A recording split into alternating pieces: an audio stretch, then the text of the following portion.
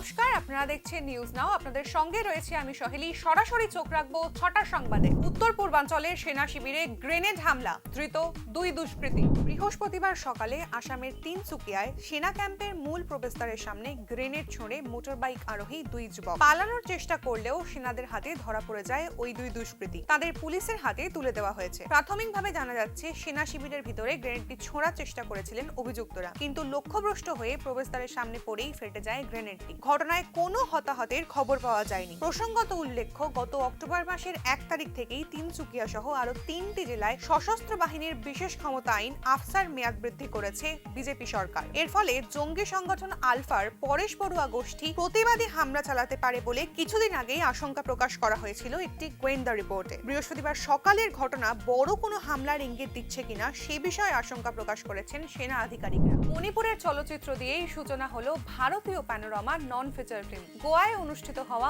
ভারত আন্তর্জাতিক চলচ্চিত্র উৎসবে প্রদর্শিত হবে অ্যান্ড্রো ড্রিমস। মণিপুরের এক প্রত্যন্ত গ্রামে হস্ত ও বয়নশিল্পের দোকান চালান শ্রীমতী লাইবি ফানজৌবাম। লাইবি তার পরিবারের চতুর্থ কন্যা সন্তান হওয়ার কারণে ছোট থেকেই সকলের অসম্মানের চোখে পড়তেন। কিন্তু পিতৃতান্ত্রিক ঘেরাটোপ, আর্থিক প্রতিকূলতা, সামাজিক গোঁড়ামির বিরুদ্ধে প্রতিনিয়ত লড়াই করে লাইবি তার গ্রামের প্রথম মহিলা হিসেবে ম্যাট্রিক পাশ করেন এবং একটি প্রাথমিক বিদ্যালয়ের শিক্ষিকা হিসেবে নিযুক্ত হন। পাশাপাশি তিনি গড়ে তুলেছিলেন মহিলাদের জন্য একটি ফুটবল টিম। লাইবির অনন্য জীবন কাহিনীর ওপর একটা প্রতিবেদন চোখে পড়ে জাতীয় পুরস্কারপ্রাপ্ত চিত্র পরিচালক মিনা লাংজাম তৈরি করেন অ্যান্ড্রো ড্রিমস। এটি ৬৩ মিনিটের একটি তথ্যচিত্র। গোয়াতে ৫৪তম ভারত আন্তর্জাতিক চলচ্চিত্র উৎসবে মণিপুরের এই তথ্যচিত্রটি দিয়েই সূচনা হয়েছে ভারতীয় প্যানোরামা নন ফিচার ফিল্ম প্রদর্শন। এই তথ্যচিত্রটিতে পরিচালক, প্রযোজক, কেন্দ্রীয় চরিত্র সকলেই মহিলা। বেহাল অবস্থা রাজ্যের বিভিন্ন গ্রামীণ সড়কের, যার জেরে অতিষ্ঠ জনজীবন, আমজনতার ভোগান্তিতে নির্বিকার প্রশাসন। ডাবল ইঞ্জিন সরকারের প্রতিশ্রুতি ছিল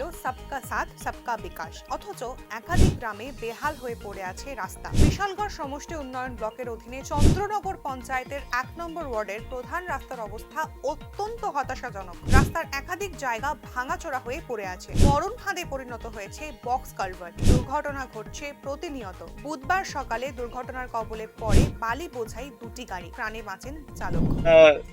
অনেকদিন ধরে এটা ভাঙা আছে। আমরা এই বাচ্চা স্কুলে যেতে পারে না, ভয় পায়। গাড়ি একটু হসপিটালে কাজ লাগলে একটা গাড়ি যেতে পারে না। আজকে একটা গাড়ি ফাইসে গেছে। এরম তো অনেক হইতেছে গাড়ির বীজটা। যদি সরকারের যদি একটু মনে চায়, একটু ভালো করে যদি এই বীজটা করে দেয়, আমরা জনসাধারণের লাগে অনেক ভালো হইব। আপনাদের এই এলাকার নামটা কি? নদীলাখ। আজকে কত বছর যাবত এই অবস্থা, রাস্তা খারাপ? রাস্তাটা তো এটা তো একটু অনেকদিন ধরে খারাপই আসলো। তার যা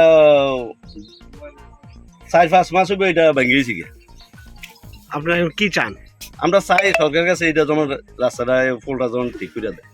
আপনার ওই এলাকায় কেমন লোকের বসবাস? ১২০ ফ্যামিলি আছে এখানে। কোন দলের পঞ্চায়েত মেম্বার আছেন? এটা আছে তো আমরা বিজেপির পঞ্চায়েতের মেম্বার আছে। কি ভূমিকা ওনার? উনি তো এই ঘটনাটা হইতেছে, অন্য কেউ আইসে না। এরপরে বিজেপির যারা কার্যকর্তা তারা আছে, আমার ভাই, এবারে একটু জিজ্ঞাসা করো।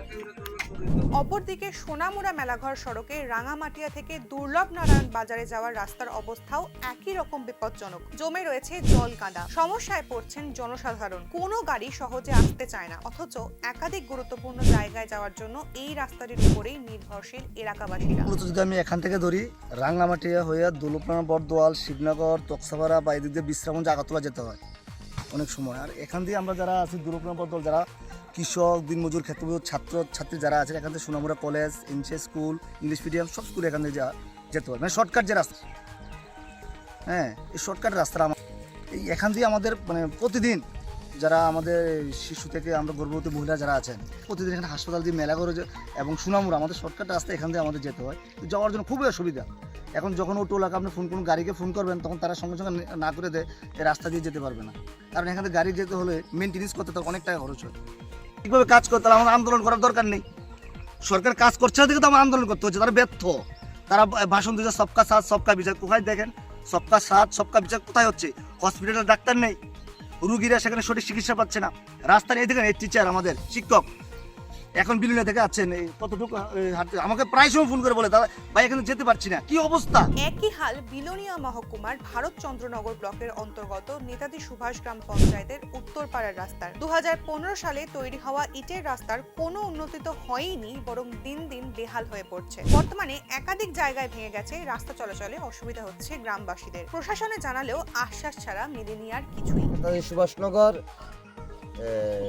উত্তরপাড়া, ভূমিহীন উত্তরপাড়া, এই রাস্তার দীর্ঘদিনের সমস্যার জন্য মানে কোনো নেতারা এটা হস্তক্ষেপ করে না। আমরা যাই জানাইলে কোনো হস্তক্ষেপ আইলে ইলেকশনের প্রচার আইসে, হ্যাঁ 15 তারিখে কাজ ধরে আলাইব, কাজ করাবে কে বজর যান, এরপর 15 দিন 1 মাস গেছে, বজর গেছে কিনা কাকা এটা ব্লক করাইবে।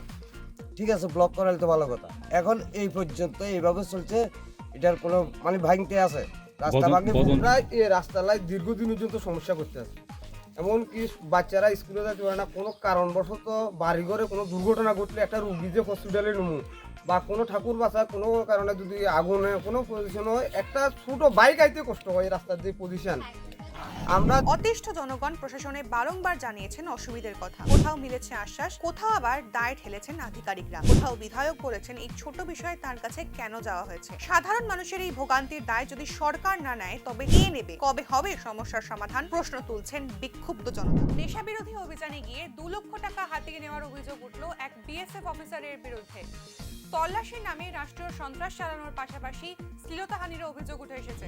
কলমচৌড়া থানাধীন তেলোয়ারচর পঞ্চায়েত এলাকার বাসিন্দা লিটন মিয়ার বাড়িতে তল্লাশি চালায় বিএসএফ ও স্থানীয় পুলিশ। 201 বোতল ফেন্সিডিল, 300টি ইয়াবা ট্যাবলেট সহ বেশ কিছু পরিমাণ গাঁজা উদ্ধার হয়। তল্লাশি শেষে বাড়ির মালিক লিটন মিয়াকে থানায় নিয়ে এসে জিজ্ঞাসাবাদ করা হয় এবং তার বিরুদ্ধে এনডিপিএস মামলা দায়ের করা হয়। তবে এই ঘটনায় পাল্টা অভিযোগ উঠছে বিএসএফ আধিকারিকদের বিরুদ্ধে। লিটন মিয়ার স্ত্রী শিল্পী আক্তার অভিযোগ জানিয়েছেন যে পূর্ব পরিকল্পিতভাবে একজন বিএসএফ অফিসার কয়েকজন জওয়ানকে নিয়ে জোর করে তাদের বাড়িতে ঢুকে পড়েন। এরপর ঘরের সব জিনিসপত্র লণ্ডভণ্ড করে বাড়িতে থাকা নগদ প্রায় 2 লক্ষ টাকা লুট করেন। লুটপাটের পাশাপাশি বাড়ির মালিককে মারধর করার এবং তার স্ত্রীর শ্লীলতাহানির অভিযোগ উঠেছে ওই বিএসএফ এর বিরুদ্ধে। অভিযুক্তরা কলমচৌড়া থানায় লিখিতভাবে অভিযোগ দায়ের করেছেন।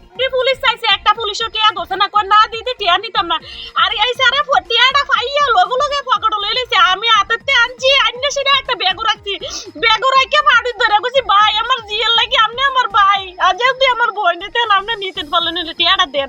তারপরে না টিয়াটা আমার হাতে টানাটানি করে আবার পকেট লইছে। অন্ত স্যার একবারে এবার কই স্যার টিয়াটা দেন, একবার দিছে না, কিন্তু আপনার পকেটে 2 লাখ টিয়া। এটা আমি বহুত কষ্ট এই স্যার তো আমি দেখছিও না কোনো সময়। কেনিসে টাকাটা দেখছেন কেমনে? এটা দেবর মা মণিপুরি জানি আছে, এবার সবাই সার কইয়া আনছিল তোমাতে ডাক্তার আছে এই সারটা আনাইলে কোনো এই অফিসারটি টিয়া দেখছে, ধরছে না, একটাও ধরছে না। আপনার ঘরে কি কি পাইছে? গরম মালপত্র পাইছে, টুকটাক অল্প কিছু পাইছে, কি তাই দিয়ে ফেন্সি আর স্কোপ 10টা এমন আসলো। আর পরে এডি কোনতে আনছে এডি কইতারি না আমি, আমার কাছে এর গরজ যেটি আসলো এডি আর কি। স্বামীর নাম কি? লিটন মিয়া। আজকের সংবাদ এই পর্যন্তই। পরবর্তী আপডেটস পেতে চোখ রাখুন নিউজ নামের পর্দায়।